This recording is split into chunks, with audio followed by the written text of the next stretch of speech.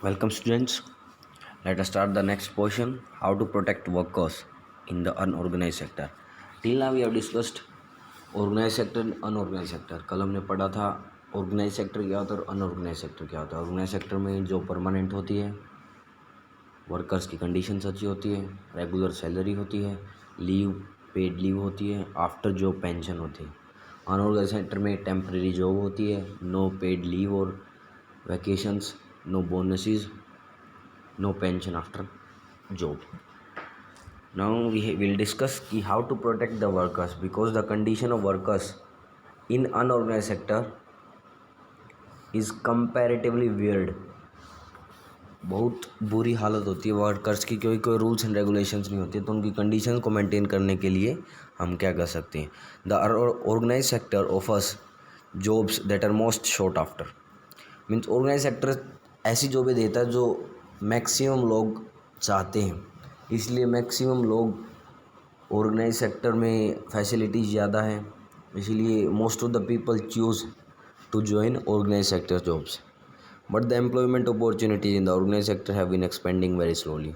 मगर इसमें इतनी जॉब्स नहीं है जितने पीपल अप्लाइंग है, तो इसीलिए it is also common to find many organised sector enterprises in the unorganized sector. They adopt such strategies to evade taxes and refuse to follow laws that protect laborers.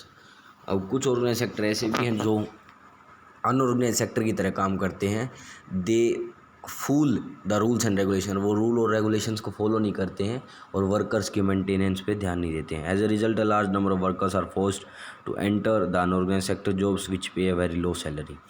जैसा कि organised sector में jobs कम हैं और applying people ज़्यादा हैं, तो इसलिए कुछ बचे हुए लोगों को अनऑर्गेनाइज सेक्टर में जॉब मजबूरन करनी पड़ती है, जो कि कम सैलरी ऑफर करती है। They are often exploited and not paid fair wage, क्योंकि ये सब मैनेजर के मूड पे होता है। हाउ इज़ द मैनेजर, उसके ऊपर डिसाइड होता है कि how is your job going to be. There earnings are low and not regular, the jobs are not secure and have no another benefits. Since the 1990s, it is also common to see a large number of workers losing their jobs in the organized sector. These workers are forced to take up jobs in the unorganized sector with the low earnings. 1990s के बाद technology में इतना invention आया कि machines आ गए हैं, robotics आने लग गए, अभी तो फिफ्थ जनरेशन। तो इसके कारण जो लोग हैं उनको ऑर्गेनाइज सेक्टर में जॉब्स कम होती जा रही हैं। Means machines are taking the place of people, तो इसके कारण अनएम्प्लॉयमेंट ज़्यादा हो रही है, which is forcing people to apply for unorganized sector jobs. These workers are forced to take up jobs in the unorganized sector with low earnings. Hence, besides the need for more work, there is also need for protection and support of the workers in the unorganized sector. तो अब मजबूरी है unorganised sector choose करने की, तो अब उनकी protection और मेंटेनेंस के लिए क्या क्या किया जा सकता है और क्या क्या रूल्स एंड रेगुलेशंस होने चाहिए। Who are these vulnerable people who need protection? In the rural areas, the unorganized sector mostly comprises of landless agricultural laborers, small and marginal farmers, sharecroppers and artisans such as weavers, blacksmiths, carpenters and goldsmiths. अब ये है कौन जिन्हें protection की जरूरत है unorganised sector में, क्योंकि वैरायटी है अनऑर्गेनाइज सेक्टर में। अगर हम गांव की बात करें तो गांव में जैसे कुम्हार हो गया, कुम्हार जो लैंडलेस एग्रीकल्चर, जिनके पास ज़मीन नहीं है, वो जो दिहाड़ी पे काम करते हैं, किसी और के यहाँ काम करते हैं। कोबलर हो गया, मोची। Nearly 80% of rural households in India are in small and marginal farmer category. These farmers need to be supported through adequate facility for timely delivery of seeds, agricultural inputs, credit, storage facilities and marketing outlets. अब किसान की दुविधा को समझने की कोशिश कीजिए, which is considered as an unorganised sector. कल जैसा कि डिस्कस किया था, फार्मर खुद अपना वो चलाता है, उसके ऊपर ना कोई रूल्स एंड रेगुलेशंस होती, खुद की खेती होती है, उसको खुद मेंटेन करना पड़ता है। Means it is under unorganised sector, government का कोई ध्यान नहीं होता। तो इसीलिए उनकी प्रोटेक्शन के लिए टाइम पे सीड्स पहुंचने चाहिए, इरिगेशन फैसिलिटीज़ होनी चाहिए। तो इसी तरह how do we can protect workers, हम इसमें डिस्कस करेंगे कि उनको टाइम पे agriculture inputs, example seed, water facilities etcetera, fertilisers, manures, credit, storage facilities, गोदाम वगैरह और मार्केटिंग आउटलेट्स किस समय पर उनकी फसल बिक जाए। In the urban areas, unorganised sector comprises mainly of workers in small scale industry, casual workers in construction, trade and transport etcetera. अब ये थी गांव की बात, अब हम करते हैं शहर की बात। शहर में अनऑर्गेनाइज सेक्टर में मेनली कौन होता है? जो छोटी छोटे जो फैक्ट्रियों में काम करते हैं वो लोग, जिनकी खुद की छोटी मोटी दुकानें होती हैं वो, और कुछ जो कारपेंटर वगैरह की शॉप रखते हैं वो। And those work street vendors, जो रेडी लगाते हैं, हेड लोड वर्कर्स, कुली वगैरह, गारमेंट मेकर्स, रैग पिकर्स, जो कचरा उठाते हैं, etcetera. Small scale industry also needs government support for procuring raw material, marketing for output. The casual workers in both rural and urban areas need to be protected. तो ये कुछ areas है, जैसे उनको समय पे इनपुट मिलना चाहिए, उनका जो आउटपुट, उनकी जो प्रोडक्शन है, उनको मार्केट मिलना चाहिए। इन फैसिलिटीज़ को दे के ही हम उनको प्रोटेक्ट कर सकते हैं, otherwise there salary is not regular, so how they can survive in so much competitive environment. तो उसके लिए हम एज फॉर देयर प्रोटेक्शन हम क्या क्या कर सकते हैं। We also find that majority of the workers from SC, scheduled caste, tribes and backward communities find themselves in the unorganized sector. Besides getting the irregular and low paid work, these workers also face social discrimination. अब बात आती है SC ST जो backward communities के लोग हैं, वो mainly unorganised sector में काम करते हैं। जैसा कि गांव के किसान और शहर के मजदूर जैसा तो फेस करते ही अनऑर्गेनाइज सेक्टर में काम करने का, मगर उसके साथ साथ वो सोशल डिस्क्रिमिनेशन भी फेस करते हैं। डिस्क्रिमिनेशन हो गया भेदभाव। Besides getting the irregular and low paid work, these workers also face social discrimination. Protection and support to the unorganized sector workers is thus necessary for both economic and social development. तो उनकी protection economic यानी देश की economy development के लिए और social development के लिए बहुत ज़रूरी है। So let's recall, with so many activities taking place around us, one is to use the process of classification to think in a useful manner. Classification is necessary. किसी ने अगर आप बायो पढ़ेंगे तो बायो में एक चैप्टर आता है कि वाई क्लासिफिकेशन इज़ नेसेसरी। तो इसका रीज़न होता है कि if we classify the things in a particular order then it is easier to study them. Classification इसलिए की जाती है ताकि इसको आसानी से उसके ऊपर रिसर्च की जाए, उसको पढ़ा जा सके। The criteria for classification could be many depending on what we desire to find out. Classification का क्राइटेरिया कुछ भी हो सकता है, जो क्लासीफाई करता है उसके ऊपर डिपेंड होता है। The process of classification helps to analyze the situation. Classification के प्रोसेस से हम चीज़ों को अच्छी तरह स्टडी कर सकते हैं और उनको एनालाइज अच्छा कर सकते हैं। In dividing the economic activities in 3 sectors, primary, secondary and tertiary, the criteria used was the nature of activity. जैसे कि हमने फर्स्ट क्लासिफिकेशन में डिस्कस किया था, on the basis of nature of activity. On the basis of this classification, we were able to analyze the pattern of total production and employment in India. Similarly, we divided the economic activities into organized and unorganized and used the classification to look at employment in the 2 sectors. What was the most important conclusion that was derived from the classification exercises? What were the problems and solutions that were indicated? Can you summarize the information in the following table? Primary, secondary, tertiary, organized. Criteria used, nature of activity. Organized और unorganized का मतलब होता है rules and regulations, on the basis of rules and regulation being followed by that particular sector. Most important conclusion, problems indicated and how they can be tackled. ये आपको try करना है। If you feel problem then ask for help. Sectors in terms of ownership, public and private. अब third type of classification है on the basis of ownership. Ownership होती है ownership की जो पर्टिकुलर सेक्टर है वो किसके अंडर आता है, पब्लिक के अंदर या प्राइवेट। पब्लिक यानी गवर्नमेंट और private means any private company और private brand. Another way of classifying economic activities into sectors could be on the basis of who owns assets and is responsible for the delivery of services. तीसरा classification है कि वो sector है किसका और delivery of services की responsibility किसकी है। In the public sector the government owns most of the assets and provides all the services. Public sector में हर चीज़ गवर्नमेंट के अंडर होती है और government is responsible for providing the services. In the private sector ownership of assets होता है कोई भी चीज़ which is of positive value to us, यानी जिसकी कोई वैल्यू हो इन अ पॉजिटिव मैनर, उसको बोलते हैं एसेट। और एसेट का अपोजिट होता है liability. And delivery of services in the hands of private individual और कंपनीज। प्राइवेट सेक्टर में जो ओनरशिप होती है और जो डिलीवरी रेस्पॉन्सिबिलिटी होती है वो होती है प्राइवेट कंपनीज़ की और प्राइवेट इंडिविजुअल्स की। रेलवेज और post office an example of public sector, where companies like Tata, iron and steel, TISCO और Reliance industry limited. For example Reliance, Jio Reliance के अंडर आती है, मिस्टर मुकेश अंबानी, ये सब प्राइवेट है। Activities in the private sector are guided by the motive to earn profits.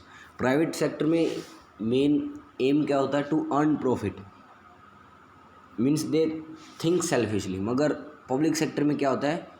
To give better facilities. Government अपने profit के लिए काम नहीं करती बल्कि लोगों के प्रॉफिट के लिए काम करती है। मगर प्राइवेट सेक्टर में लोग, जो कंपनी होती है वो खुद के लिए, खुद के प्रॉफिट के लिए काम करती है, ना कि लोगों के लिए।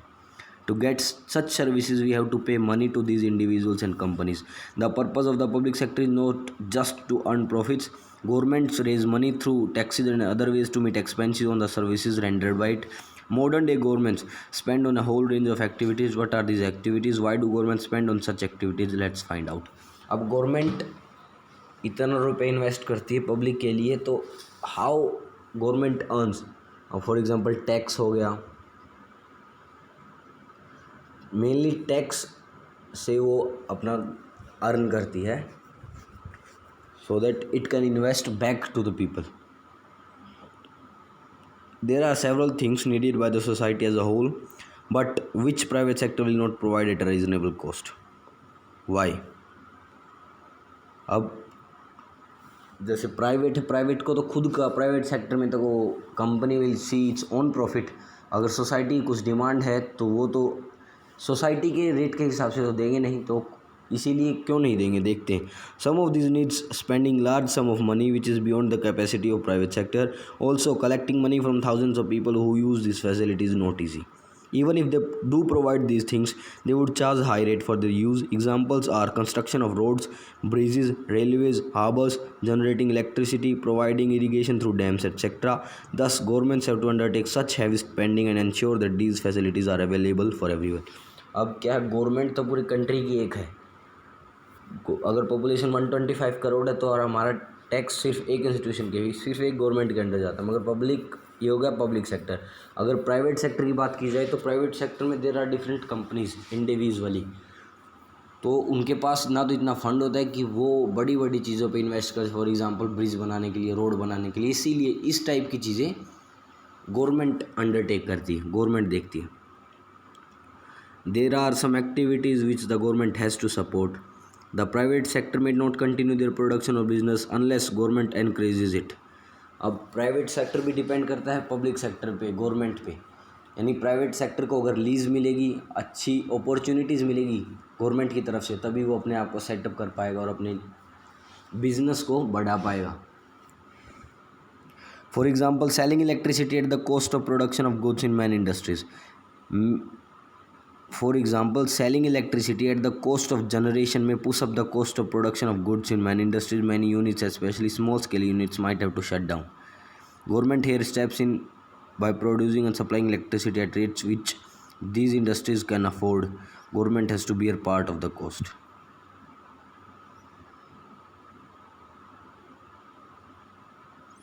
अब फॉर एग्जांपल इलेक्ट्रिसिटी है, अगर इलेक्ट्रिसिटी प्राइवेट सेक्टर के अंडर आ जाए तो और जितना जनरेशन में पैसा लगता है अगर उतना ही कॉस्ट हम डिलीवरी के समय लें तो nobody will be afford to pay the electricity bill.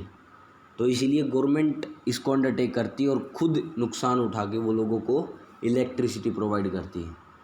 और साथ ही जो कुछ प्राइवेट एंटरप्राइजेज है, जो छोटी छोटी यूनिट्स है, उनको भी, so that they can come up with good production which will definitely help in the GDP of our country. Similarly, the government in India buys wheat and rice from farmers at a fair price. ऐसे ही जैसे फसल वगैरह होती है farmers की, अभी आपने देखा होगा कि कुछ को, जैसे शुगर केन के मामले में हमने एक एग्जांपल पढ़ा होगा कि कुछ जो मिल वर्कर्स होते हैं, जो प्राइवेट सेक्टर के होते हैं, वो क्या करते हैं कि फार्मर्स को तरसाते, फार्मर्स जब अपना शुगर केन बेचने, गन्ना बेचने आते थे तो उनको रोके रखते थे, जिसके कारण उनका गन्ना सूख जाता था और मजबूरन उन्हें सस्ते रेट में बेचना पड़ता था। तो गवर्नमेंट ने इसमें इंटरफेयर किया और जैसे ही फसल निकलती है वैसे गवर्नमेंट अपना एक फेयर प्राइस रख देती है, जिसको बोलते हैं MSP, मिनिमम सपोर्ट प्राइस। अगर आपके फादर फार्मर है या घर में कोई भी है तो यू डिस्कस इट कि MSP क्या होता है और करंट में MSP क्या है। जैसे मंडी में जाते तो एक गवर्नमेंट अपना फेयर प्राइस बोल देती है और फिर जितनी भी गेहूँ होती है फार्मर्स की, उस प्राइस के ऊपर सबसे ख़रीद लेती, ताकि they don't have to face problems. क्योंकि अगर टाइम लगेगा तो फसल ख़राब होगी और फिर अगर प्राइवेट ओनर्स बीच में आएंगे तो तो वो उनको सस्ते में ख़रीद लेंगे, जिससे फार्मर का नुकसान होगा. This it stores in its godowns and sell at a lower price to consumer through ration shops. You have read about this in chapter on food security in class 9th. The government has to bear some of the cost. In this way the government support both farmers and consumers. Government क्या करती है, ये सारी फसलें वगैरह ख़रीद के इन्हें गोडाउन में स्टोर करती है और फिर एक फेयर प्राइस पे ही कंज्यूमर्स को दे देती है, जो राशन शॉप्स वगैरह हो गई या जो भी है. तो इससे क्या, गवर्नमेंट खुद का नुकसान करके फार्मर्स और कंज्यूमर्स का फ़ायदा करती है. इसीलिए यही डिफरेंस है प्राइवेट और पब्लिक सेक्टर में. Private sectors works for their own benefit, मगर public sector which mainly constitutes government, they work for the welfare of the people. There are a large number of activities which are the primary responsibility of the government. The government must spend on this. कुछ है जैसे providing health and education facilities. We have discussed some of these issues in the first chapter. Running proper schools and providing quality education, particularly elementary education. Elementary education होती है जो छोटे बच्चों की below 14 years होती है. Is the duty of the government. India's size of illiterate population is one of the largest in the world. अब कुछ है जो गवर्नमेंट की रिस्पॉन्सिबिलिटी है, इट्स देयर मस्ट रिस्पॉन्सिबिलिटी, जो उन्हें निभानी ही चाहिए, जैसे एजुकेशन फैसिलिटीज़ और हॉस्पिटल फैसिलिटीज़, ये गवर्नमेंट के लिए मस्ट होती है. Similarly we know that nearly half of India children are malnourished and quarter of them are critically ill. और अगर इंडिया की कंडीशन देखी जाए एजुकेशन में और हॉस्पिटलाइजिंग में, तो we stand nowhere among the top countries. मगर एक खुशी की बात यह है कि for example USA, Italy, France, Spain, these all countries were top position holders in the state of health and hospitalizing condition. यानी इनकी जो हॉस्पिटल फैसिलिटीज़ है इन कंट्रीज़ के, Italy, USA, Spain, France, Germany etcetera, ये सब टॉप पे है. India is nowhere comparable to them. मगर अब आप कोरोना वायरस पेंडेमिक की तरफ देखें, जो India is fighting well against novel corona virus. और अगर इनकी कंडीशंस की देखे जाए, इनकी कंडीशन देखे जाए बाकी कंट्रीज़ की, तो they are in worst condition. तो इसका यही मतलब है कि you are given facilities, you have better hospitalization, और मगर पीपल का सपोर्ट हो तो ही किसी चीज़ से फाइट किया जा सकता है. जैसे कहते हैं ना, hard work can beat talent if talent does not work hard. वैसे ही उनके पास टैलेंट है, मगर people need to do hard work to face an obstacle. और Indians have supported mister Narendra Modi, that's why we are able to fight this novel corona virus. The infant mortality rate, which we studied in the earlier chapter, the IMR of Odisha 40 or Madhya Pradesh 51 is higher than some of the poorest regions of the world. Government also needs to pay attention to aspects of human development such as availability of safe drinking water, housing facilities for the poor, and food and nutrition. It is also the duty of government to take care of the poorest and most ignored regions of the country through increased spending in such areas. अब है government के अंदर कुछ ये important चीज़ें जो government को ज़रूर ही ध्यान देना चाहिए, कि जो भी कंट्रीज़ में माइनॉरिटीज़ है, पुअर पीपल है, और जो कुछ अनडेवलप्ड रीजन्स है कंट्री के, उनके ऊपर ज़्यादा पैसा लगा के उनको अपग्रेड करना चाहिए, उनको ऊपर उठाना चाहिए. Summing up summary of the chapter, in this chapter we have looked at ways of classifying economic activities and some meaningful groups. हमने 3 टाइप ऑफ क्लासिफिकेशन डिस्कस की है. First based on nature of activity, primary, secondary and tertiary. Second on the based of rules and regulation being followed by the sector, that is organized sector and unorganized sector. Third is based on ownership, public sector and private sector. Or one way of doing this is to examine whether the activity relates to the primary, secondary or tertiary sector. The data for India for the last 30 years shows that while goods and services produced in the tertiary sector contribute to the most to GDP, the employment remains in the primary sector. जैसा कि हमने difference दिया था कि tertiary sector में jobs minimum है, मगर उसका कंट्रीब्यूशन टू GDP मैक्सिमम है, और वही प्राइमरी के लिए उल्टा, उसके लिए उसमें जॉब्स मैक्सिमम है, मगर production to GDP is minimum. We have also seen what all can be done for increasing employment opportunities in the country. Another classification is to consider whether people are working in organized or unorganized sector. Most people are working in the unorganized sectors and protection is necessary for them. हमने how to protect ये भी पढ़ा है कि government को क्या क्या करना चाहिए. Most people, and why do we need to protect? Most people are working in the unorganized sector and protection is necessary for them. We also looked at difference between private and public activities and why it is important for public activities to focus on certain areas.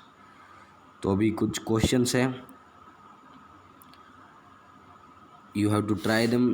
Question 1, fill in the blanks using the correct option. ये कुछ options दिए गए, optional है। Choose the most appropriate answer, then match the following, find the odds one out tourist guide dhobi tailor porter. अब question 4 थी, ये थोड़ा interesting है। फाइंड आउट द ऑर्डर, आपको इनमें से सबसे अलग निकालना कि सबसे अलग कौन सा है। फॉर एग्जाम्पल मैं आपको एक करके बता देता हूँ, then you have to discuss among you and फिर आंसर देना है। Tourist guide dhobi tailor porter. अब इनमें से I will opt for first tourist guide, क्योंकि बाकी 3 प्राइमरी सेक्टर हैं, प्राइमरी सेक्टर की जॉब्स हैं, और ये है टर्सरी सेक्टर की। ऐसे ही आप बाकी करेंगे।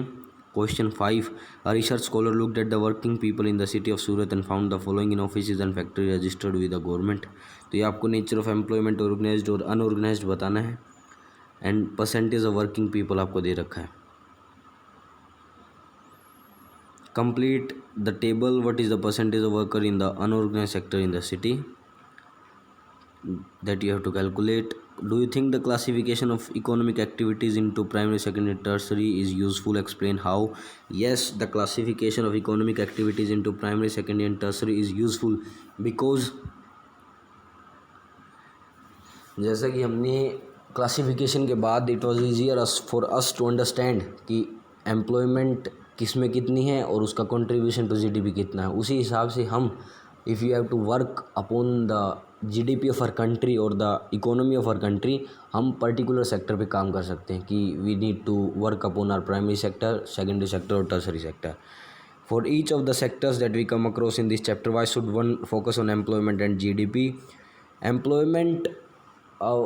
एम्प्लॉयमेंट का मतलब होता है कि नौकरी अगर सबके पास होगी तो उनका लाइफ का स्टैंडर्ड होगा, जो लिविंग स्टैंडर्ड होगा वो डेफिनेटली इम्प्रूव होगा, और अगर पीपल का स्टैंडर्ड इम्प्रूव होगा तो we will definitely become a developed country. इसीलिए एम्प्लॉयमेंट को हर बार डिस्कस किया गया। और GDP gross democratic product means total salary, total income of the country, और जितनी ज़्यादा इनकम होगी उतनी ज़्यादा हम वापस अपनी कंट्री पे इन्वेस्ट कर पाएंगे, जिससे हम डेवलप्ड कंट्री बन पाएंगे। Could there be other issues which should be examined discuss? Yes, और भी है। Health and education facilities of India, ये भी डिस्कस करना चाहिए कि इसका फ़ायदा क्या है इन चीज़ों पे। बिकॉज ह्यूमन डेवलपमेंट इंडेक्स में अगर आप देखेंगे तो 3 things are most important to conclude whether the country is developed और अनडेवलप्ड। तो उसके लिए हमने क्या क्या पढ़ा था? Health, education and third one infant mortality rate और लाइफ एक्सपेक्टेंसी, ये 3 थे।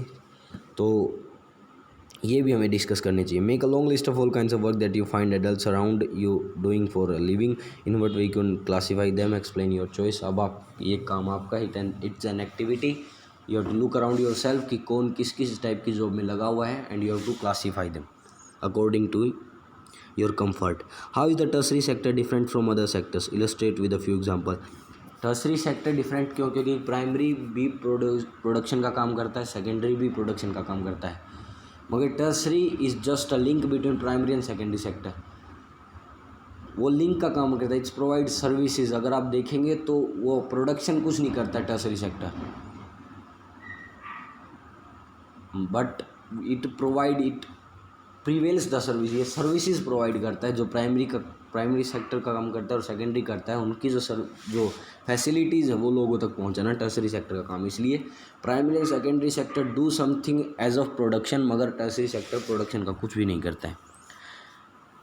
What do you understand by disguised unemployment? जैसे कि हमने पढ़ा था, डिसगाइज्ड अनएम्प्लॉयमेंट जिसमें लोगों का पोटेंशियल पूरा यूज़ नहीं होता है।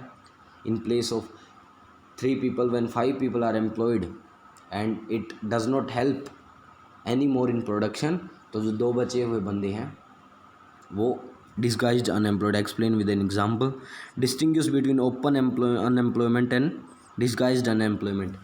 ओपन अनएम्प्लॉयमेंट का मतलब है कि ही सिटिंग आइडल, इसके पास कोई जॉब नहीं, काम करने के लिए कुछ भी नहीं है। मगर डिसगाइज्ड अनएम्प्लॉयमेंट का मतलब है कि ही इज़ डूइंग वर्क, मगर उसका जो काम है वो प्रोडक्शन में कोई हेल्प नहीं कर रहा है। Tertiary sector is not playing any significant role in the development of Indian economy. Do you agree? Give reason in support of your answer. I do not agree that tertiary sector is not playing any significant role, because tertiary sector has the maximum contribution to the GDP of the country. और अगर आप example देखेंगे तो tourist हो गया, transportation वगैरह हो गया। Services sector in India employs two different kinds of people. Who are these? Service sector in India employs two different kinds of people. Who are these?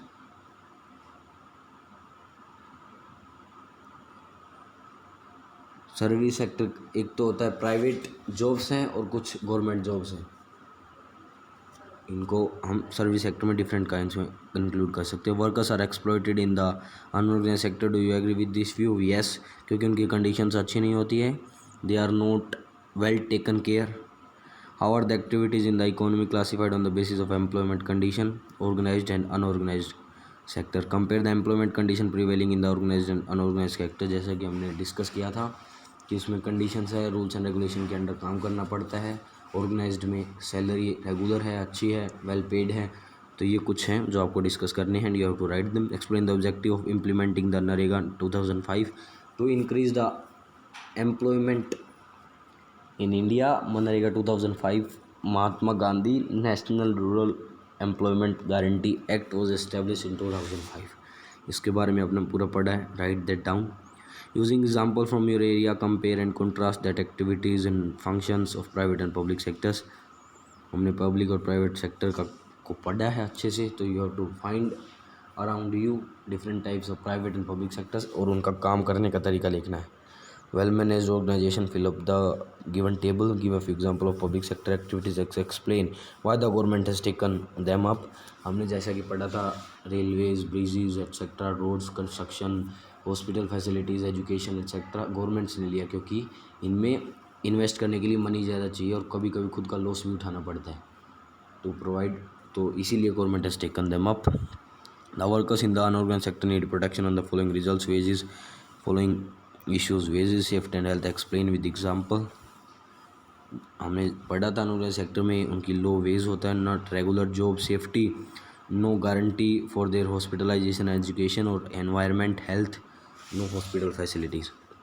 A study in Ahmedabad found that ये एक mathematic problem है, word problem, ये आपको discuss करनी है and try to solve it down.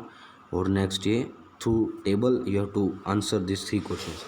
With this I sign out, thank you and have a nice day. Tomorrow we will start the next chapter, no money and credit, which is one of the interesting chapter. Thank you and have a nice day.